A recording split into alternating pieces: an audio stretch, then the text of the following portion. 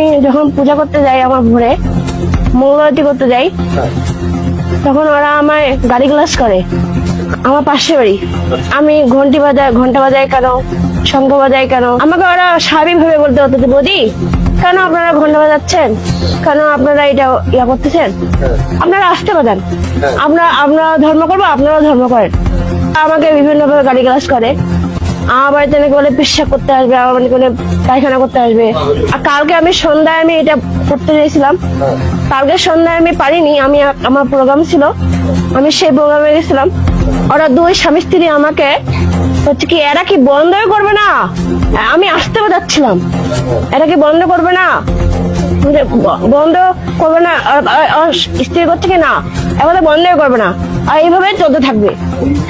আমরা এই ঘরে বসবাস করি, আমরা এই ঘরে বাস করতে পারি না। আর আমি পূজা করি কেন, ওদের এরকম অসুবিধা, ওদের এটা ওরা যখন আবার রান্না করে আমরা কিন্তু সহ্য করতে পারি না, কিন্তু ওরা আমাদেরকে যে ভাষায় গালিগালাজ করে, আমার মনে হয় কি ওদের ভাষায় যে আমি পূজা করতেছি, ওদের ভাষায় যে আমি বাস করতেছি, ওদের ভাষায় সবসময় উঠে ভাষা করতেছি, এরকম ওদের মনে হচ্ছে। পাশাপাশি বাসা বাড়ি, এই যে আমার পাশের ঘরে পূজা করতে গেলে তো ওই যে ঘন্টিটা বাজাই, যে বাজাই আবার ওই যে ইয়া বাজাই, ঘুড়ি বাজাই, ওনার নাকি বলে ঘুমের ডিস্টার্ব হয়। ভোরবেলা করি, যে ভোরের দিক 4টার দিকে উঠে করি, আর কখনো করি না। একবারে ভোর 4টার দিকে একবার ওই মঙ্গল আরতিটা করি, আর সন্ধ্যা আরতিটা করি, আর দুপুরবেলা পূজা। বলতে আজকে বিগত 6 থেকে 7 মাস ধরে এই বাসায় তো আমরা বসবাস করি, আমার তো নিজের বাড়ি, আমার বাড়িতে আমার স্বাধীন, আমার চিন্তা ভাবনা, আমার পূজা পাইলে আমি করবো না। আমার বাসায় পূজা পাইল করলে ওরা অতঃপর গালাগালি করে, সকাল নাই, দুপুর নাই, সন্ধ্যা নাই। কারা গালিগালাজ করে? পাশের বাড়ির সে তারা কে? তারা ফ্যামিলি মেম্বার বলতে তার বাপ, তার মা, তার ছেলে, মেয়ে, তার অতঃপর গালাগালি করে। সবাই পুরো প্রতি পরিবারে গালাগালি করে প্রতিনিয়ত। ওরা মুখের ভাষা খারাপ।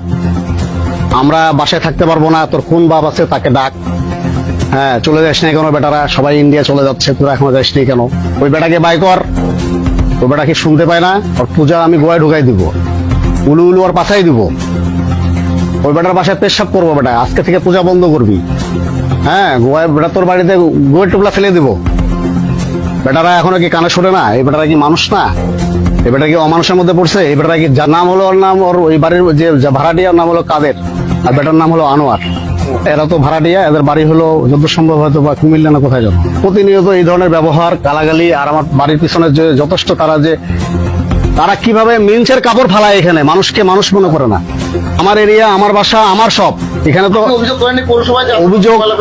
অভিযোগ আমি পৌরসভায় গেছিলাম, আমি টিওনার কাছে গেছি, এই বিষয় নিয়ে বাড়ির মালিককে পর্যন্ত বলছি, সে বলছে ঠিক আছে বিষয়টা দেখবো, এখন পর্যন্ত কোনো খবর নেই এদের।